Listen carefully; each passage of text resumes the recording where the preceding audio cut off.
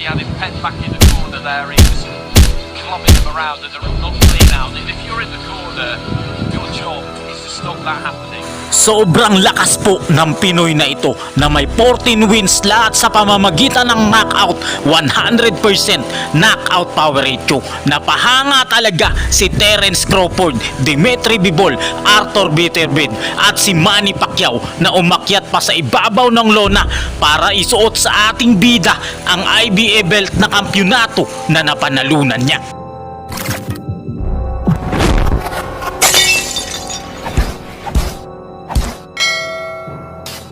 Mapapalaban na naman ngayon ang pinakamahusay nating pambato sa middleweight division na si Weljan Mindoro sa isang knockout artist ng Australia, ang veteranong si Joel Camilleri. Ang boksingerong ito ay ang nagpahirap kay Team Taisu at napakahusay po nito na kalaban ng ating pambato. Patay kung patay makipaglaban ng boxer na ito, bigay todo at talagang tumatapos ng kalabang boksingero dahil halos lahat ng kanyang nakalaban ay natulog sa tindi ng kanyang kamao.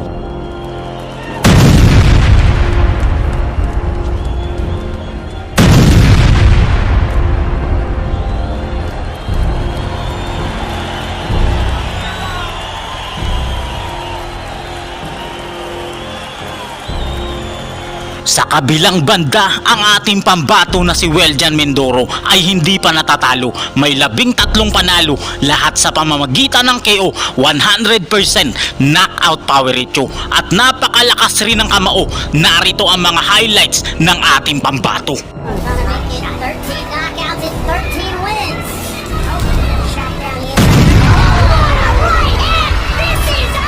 Muntik mapatay ng Pinoy ang kalaban nito, kaya palakpakan talaga ang napakaraming mga Amerikano na nanunood sa venue. Hito fire in round number 3.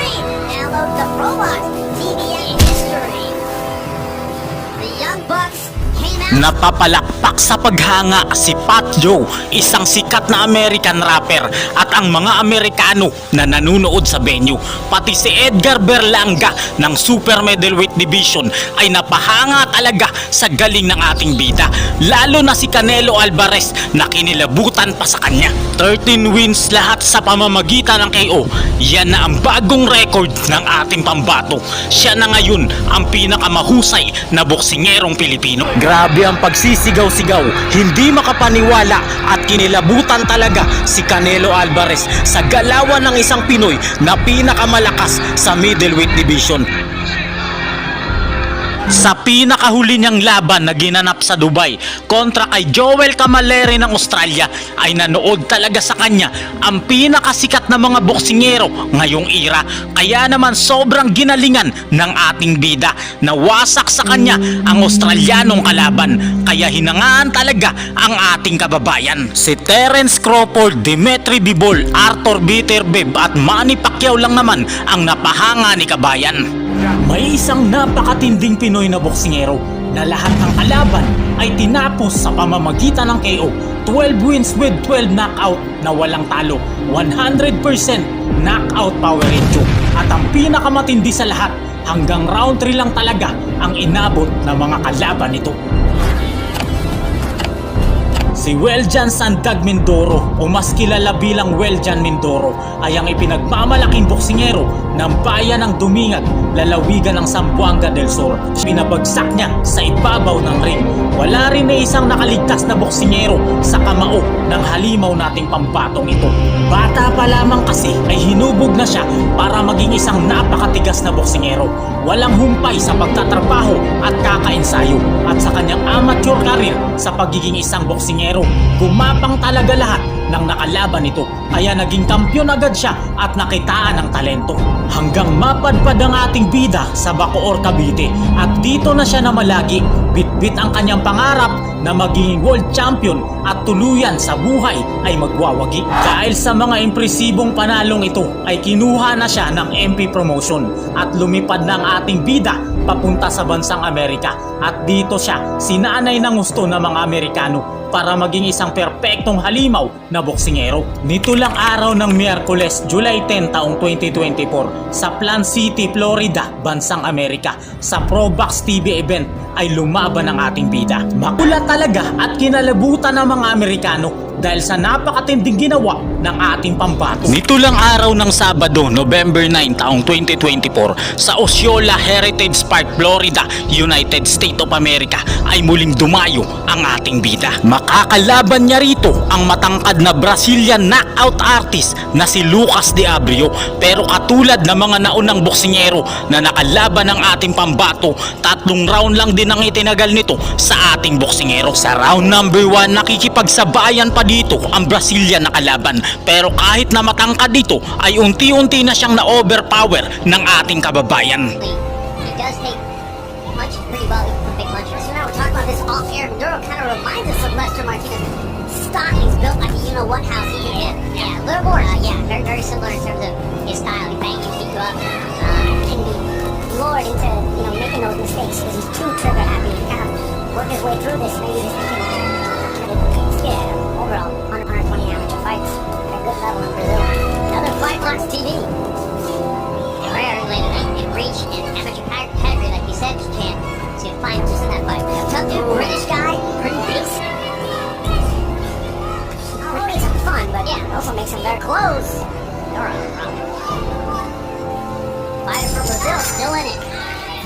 Sa pagpasok ng round number 2, pagdaan ng maladiwatang ringer ay biglang nag-init ang dugo ng ating boksingero at napabagsak niya dito ng 2 beses ang kalabang Brasiliano.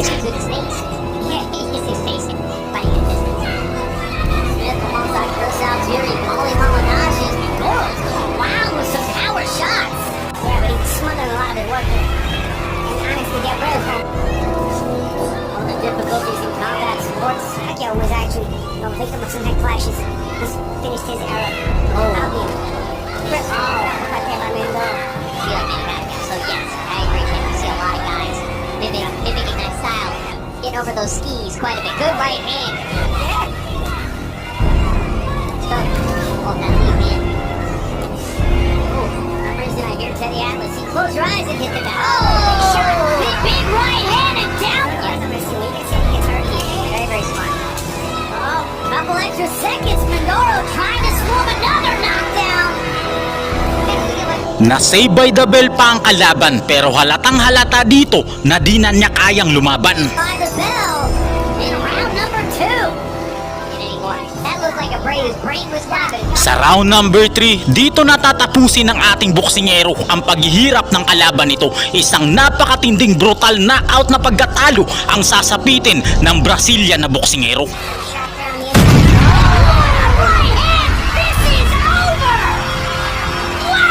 Natulala talaga si Edgar Berlanga, kinilabutan si Canelo at palakpakan ang lahat ng mga Amerikano nang masaksihan ng lakas ni Weljan Mindoro na balang araw ay magiging world champion na natin ito. Nito lang araw ng Biyernes, December 6 taong 2024 sa United Arab Emirates, Dubai ay muling dumayo ang ating pambato. Makakaharap niya rito ang knockout artist ng bansang Australia na si Joel Camilleri, pero katulad ng ibang boksingero, round number 4 lang din ang itatagal nito sa ating pambato. Round number 1 nagtansyahan ng 2 boksingero, pero lamang kaagad dito ang lakas ng ating pambato. When the black trying to trump with gold is the earliest introduced the KO of the year candidate Highland got John getting him out of there in the second hold and the rest shields of course. Mindoro a straightened figure and then start looking for the man from Melbourne. Sydney to manage the cross to zoom into that this year. Right cross, left upper, left hook to the body, left hook on his side, landed by Camilleri. That the right hand, the left hand wandering around his quad and kneecap. His man back across the ring. Remember, both men getting an identical 17 actions from left and right. Is Camilleri. John Mindoro to pin him against the ropes, bring him square in him. He'd get the power driving right cross and unload a couple of punches to the body. Left hook after turning the table, landed by Camilleri. Compared to the opening round of boxing, Sa round number 2, hindi rin basta-basta ang lakas ng kalaban at nakipagsabayan siya sa ating kababayan. Right hand to the body, followed by left hook upstairs from Camilleri, but then Mindoro backing his man across the ropes with a forward foray, but keeping his composure under fire and answering with a single was Camilleri. Together with the right uppercut, but pulling the trigger first against the trigger man is Camilleri. Now backing him up, continuing to be, oh, what a beautiful left jab by Mindoro. From around the kneecap, just cracked right into his face to disrupt his forward movement. Beautiful shot with that lead left from Camilleri. Camilleri goes by the nickname of Kamakeo 14. Camilleri, figure up in the boxing ring as he circumnavigates, his back skimming against the ropes. Turns the table. Mindoro made his man miss Mary.